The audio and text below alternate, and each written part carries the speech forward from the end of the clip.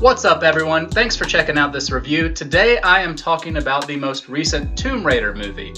Before I get started, I'm going to try my best to stay away from spoilers because there are a couple of big twists in the movie, and these will be twists for people who haven't and have played the game because they switch up some story elements here and there. That being said, I'm just going to jump straight into it. Now, adapting a video game into a movie rarely turns out well. In fact, at best, it turns out to just be okay. There have been glimmers of hope here and there, but for the most part, Hollywood has failed to live up to the expectations set by the games they were adapting. Over the past decade or so, video games have started to become more cinematic, focusing more heavily on the story than games from the past did. So when it was announced that they were creating another Tomb Raider movie, this time based on the 2013 reboot of the game series, I was excited, but I had to ask, why make an adaptation of a game that already has such a strong story? What can a movie do better or even different? There are obvious advantages of adapting a game like this. Things can get lost in translation if you choose to make a live-action adaptation of a ridiculous story, such as Super Mario Bros. Or Street Fighter. But this game is so grounded in realism, even during the more fantastical moments, that it could make for an easy transition without alienating an audience, particularly non-gamers. The story follows Lara Croft as she seeks the truth about what happened to her historian father. In her research, she finds the island in which his notes point to as his last expedition. These notes also talk about a mysterious Japanese sun queen named Himiko and how she possessed mysterious power over her followers. Lara goes to the island in hopes of finding out what happened to her dad, but gets sucked into a plot that involves an evil organization trying to find the tomb of the queen and steal her power. For the most part, the movie is able to capture the realistic vibe from the game. There are some tense action sequences that Alicia Vikander puts her body through, some of which mirror the game sequences really well. Although, making a PG-13 version of an M-rated game meant leaving out a lot of the more harrowing experiences she goes through. This rating also meant changing a lot of the story elements that made the game so memorable. One of the elements of the movie that is most negatively affected by it is the villain. Walton Goggins plays Matthias and does well with what he's given. The problem is that he isn't given much. Matthias works for the evil organization, known as Trinity, and isn't allowed to leave the island until his work is finished. The game version of him is much different. Himiko isn't just some queen in a tomb, she is the spirit of a goddess that can control the weather. This is how she shipwrecks any vessel that comes near her island and how she stops survivors from leaving. Matthias is one of those survivors, and he's lived on the island for years and started a cult to worship Himiko. This character shift makes him much less interesting in the movie.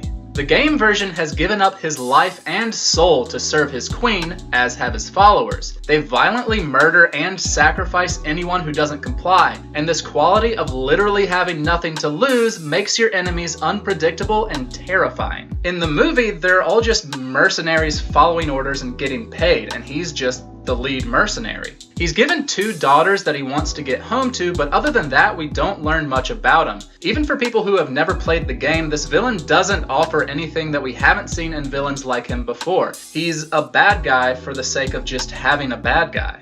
This isn't the only story problem in the movie either. It takes a really long time for Lara to make it to the island, and the movie goes through a lot of unnecessary character building that could have been better utilized on the island. There's a good 20 minutes of just focusing on Laura's life since her father left, and how she won't sign the document to receive her inheritance because she doesn't want to give up hope, so she's struggling to make money, and she works as a bike courier, and there's a whole race for her to earn some extra money, and none of that is really that interesting. I mean, the bike scene is fun, and there is a scene where you get to see her in a boxing match, and I get what it's trying to do. It's trying to show that she's physically adept so that when she does get to the island, it's not really weird when some ordinary person just starts killing dudes left and right who are far more trained than she is. Unfortunately, it wastes time introducing minor characters instead of focusing on the core elements that makes Laura's story unique. It also could have been spent doing some world building for the island, which is never really explored. What makes Lara Croft such a special character